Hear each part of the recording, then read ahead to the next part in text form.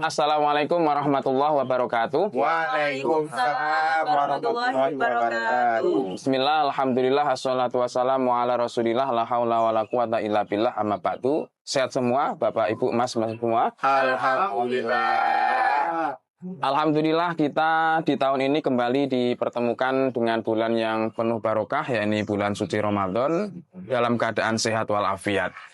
Jangan lupa Bapak Ibu bahwa meskipun di salah satu hadis Rasulullah menerangkan sumu tasihu, bahwa puasa itu bisa mendatangkan kesehatan, tetapi ada beberapa penyakit yang bisa datang di saat Ramadan. Wah, itu apa loh? Ada 3 sedikitnya Ibu, bahwa yang sesungguhnya dalam dunia kesehatan itu melekat pada penyakit kulit, tapi ini bisa datang saat Ramadan.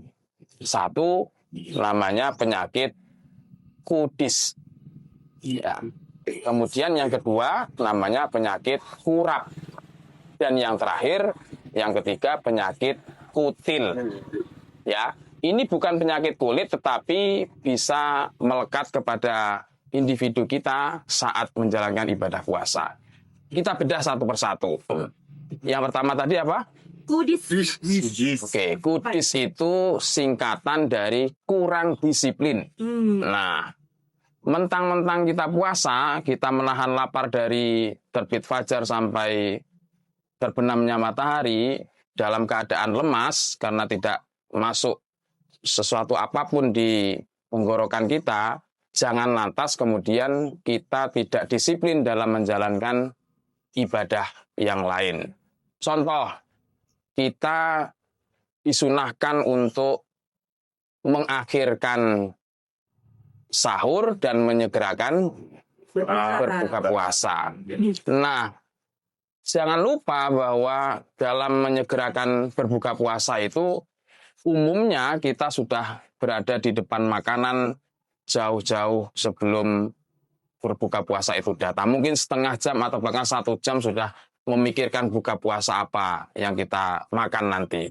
Tetapi saat waktu sholat datang, kita sering menunda-nunda dengan alasan kita kondisinya lagi lemas, lagi tidak banyak energi karena tidak makan atau tidak minum dari pagi sampai sore. Nah, itu penyakit yang pertama tadi apa namanya? Kurang disiplin atau kudis. Yang kedua ada namanya kurap. Kurap itu kurang rapi. Ya, kurang rapi. Sebenarnya hampir sama dengan kurang disiplin tadi atau kudus tadi, tapi kalau kurang rapi itu kita tidak manajemen waktu dengan baik, ya. Seperti kita saat berbuka puasa segera untuk melakukan hal membatalkan puasa, tapi kita sering lupa bahwa saat melaksanakan sholat itu kita tidak rapi, ya. Maksudnya rapi seperti apa? Karena dalam keadaan lemas, kita akhirnya sholatnya tidak baik. Ya. Seperti seharusnya di setiap sholat itu ada namanya tumak ninah, berdiam sejenak, tetapi karena kondisi lapar, kita bersegera, kita cepat-cepatan sholatnya seolah-olah ingin segera selesai. Itu tadi namanya penyakit kurap. Nah, yang ketiga ada namanya penyakit kutil. Apa Mas Adi? Kurang tidur. Salah. Yang betul kurang teliti. Nah, kurang teliti. Apa yang dimaksud dengan penyakit kutil saat Ramadan? Kita itu ketika Ramadan dianjurkan untuk memperbanyak ibadah gitu ya. Dan kita saat Ramadan berbuka puasa dianjurkan makan yang atau minum yang manis-manis itu. Dan kita dianjurkan untuk menggunakan waktu dengan sebaik-baiknya. Ada enggak di antara kita itu karena sambil menunggu buka puasa bukannya digunakan untuk mengaji atau beribadah, tapi justru scroll TikTok atau Shopee. Seharusnya kita itu bisa menghemat, tetapi justru saat puasa lebih banyak pengeluarannya. Itu namanya kurang teliti. Kurang teliti dalam pengeluaran bulanan. Seharusnya dalam puasa itu bisa hemat, tetapi bisa lebih boros. Nah, ini yang bisa bahaya.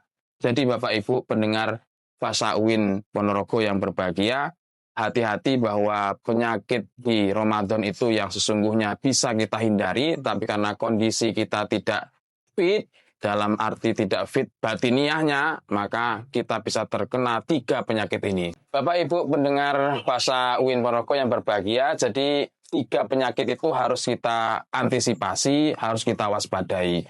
Jangan sampai kita terlena dalam menjalankan ibadah puasa kemudian terkena penyakit itu. Coba diingat-ingat lagi, tadi ada namanya penyakit 1, kudis, kurang disiplin. Yang kedua ada namanya kurang Terapi.